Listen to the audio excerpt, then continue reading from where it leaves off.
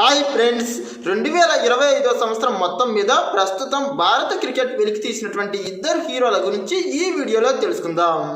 మొదటగా 2025 సంవత్సరంలో భారత క్రికెట్కు దక్కినటువంటి ఒక ప్రసిద్ధ హీరో లాంటి క్రికెటర్ అభిషేక్ శర్మ. గతంలో ఎంతో మంది భారత క్రికెట్కు T20లో గొప్ప విజయాలు అందించినప్పటికీ అభిషేక్ శర్మ 2025 సంవత్సరంలో నమోదు చేసినటువంటి రికార్డులు మాత్రం అంతా ఇంతా కాదు. ప్రధానంగా అతడి యొక్క స్ట్రైక్ రేట్ ఏకంగా 200+ ఉండడం నిజంగా చాలా గొప్ప అంశమనే చెప్పాలి.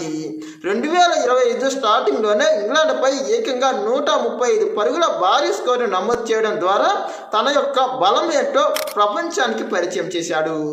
ప్రధానంగా T20లో ఇప్పటి వరకు ఏ క్రికెటర్ కూడా సాధించలేని విధంగా ఏకంగా 931 పాయింట్లు సాధించి ప్రస్తుతం T20 క్రికెట్లో నెంబర్ 1 ఆటగాడిగా కొనసాగుతున్నాడు. ప్రధానంగా గతంలో విరాట్ కోహ్లీ, రోహిత్ శర్మ మరియు కేఎల్ రాహుల్, జస్ప్రీత్ బుమ్రా లాంటి ఎంతో మంది ఆటగాళ్లు ఆయా సంవత్సరాల్లో వెలుగులోకి వచ్చినా ప్రస్తుతం ఈ మధ్య కాలంలో కేవలం 2024 T20 వరల్డ్ కప్ తర్వాత భారత టీంలోకి ఎంట్రీ ఇచ్చి ప్రస్తుతం ప్రపంచంలోనే నెంబర్ 1 క్రికెటర్గా ఎదగడం నిజంగా చాలా గొప్ప అంశమనే చెప్పాలి. మొత్తం మీద 2025 సంవత్సరంలో భారత క్రికెట్ వెలికి తీసినటువంటి ఒక ప్రసిద్ధ హీరో అయిన క్రికెటర్ ఇతడే. గతంలోనే ఇతడు 2024 IPLలో చాలా గొప్పగా ఆడిన టీంలో మాత్రం అవకాశాలు అంత ఈజీగా దక్కలేదు. ఇక T20 వరల్డ్ కప్ తర్వాత విరాట్ కోహ్లీ, రోహిత్ శర్మలు రిటైర్మెంట్ ప్రకటించడంతో 2025 నుంచే ఇతడికి చాలా గొప్ప అవకాశాలు దక్కాయి. ఇలా వచ్చినటువంటి అవకాశాలను అన్ని వైపులా అందిపుచ్చుకొని ప్రస్తుతం T20లోనే మేటి క్రికెటర్గా ఎదుగుతున్నాడు. ప్రధానంగా ఇతడు ఆడే షాట్లు, సిక్సర్ల గురించి ఎంత ఎక్కువ చెప్పుకుంటే అంత మంచిది.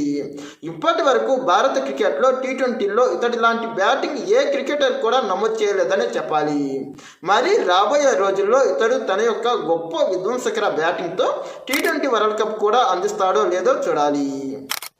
ఇక 2025 సంవత్సరంలో భారత క్రికెట్ నుంచి ప్రపంచానికి పరిచయమైన రెండో ప్రసిద్ధమైన హీరో లాంటి ఆటగాడు వరుణ్ చక్రవర్తి. ప్రస్తుతం T20లో బౌలింగ్ ర్యాంకింగ్లో నెంబర్ 1 పాయింట్లతో అగ్రస్థానంలో ఉన్నాడు.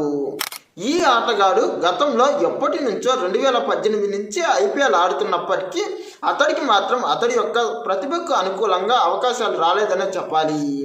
ఇందుకు కారణాలు ప్రస్తుతం భారత్లో చాలా గొప్ప నాణ్యమైన స్పిన్నర్లు ఉండడం వల్ల వాళ్ళందరినీ దాటి ఇతడు టీంలో చోటు దక్కించుకోవడం చాలా కష్టమైంది.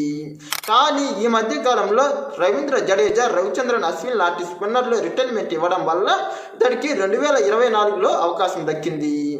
ఇక ఇతడు 2024లోనే టీమిండియాలోకి అరంగేట్రం చేసినప్పటికీ ఇతడి యొక్క సత్తా తెలిసింది మాత్రం 2025లోనే. ప్రధానంగా 2025లో భారత్ ఛాంపియన్ ట్రోఫీ గెలుపొందడంలో ఇతడు చాలా కీలక పాత్ర పోషించాడు. ఇక T20లో అయితే ఇతడి బ్యాటింగ్ గురించి ఎంత గొప్పగా చెప్పుకుంటే అంత మంచిది. ప్రధానంగా ఆస్ట్రేలియా టూర్లో కానీ, సౌత్ ఆఫ్రికా టూర్లో కానీ, ఇటు మన ఇండియా పిచ్లలో కానీ ఇతడు చాలా గొప్ప బౌలింగ్నే నమోదు చేశాడు. ప్రధానంగా ఇతడు వేసే స్పిన్ మాయాజాలానికి ప్రస్తుతం విదేశీ టీంలు గగ్గోలు పడుతున్నాయి. ఇతడి యొక్క మిస్టరీ స్పిన్ ముందు ప్రస్తుతం ఏ ప్రపంచ బ్యాట్స్మెన్ కూడా తన యొక్క సామర్థ్యాన్ని ప్రదర్శించలేకపోతున్నాడు. ప్రస్తుతం T20లో లేటుగా వచ్చినప్పటికీ ఇతడు ఏకంగా నెంబర్ 1 ర్యాంకును సాధించడం నిజంగా చాలా గొప్ప అంశమనే చెప్పాలి.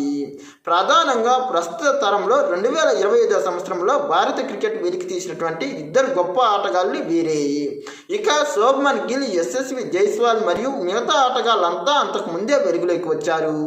కానీ వీళ్ళు మాత్రం 2025 సంవత్సరంలోనే తమ సత్తా ఏంటో నిరూపించుకొని ఏకంగా వరల్డ్ నెంబర్ 1 ర్యాంకులు పొందిన ఈ ఇద్దరు ఆటగాళ్ళు మాత్రం ఇప్పుడు మాత్రమే వెలుగులోకి వచ్చారనే చెప్పాలి.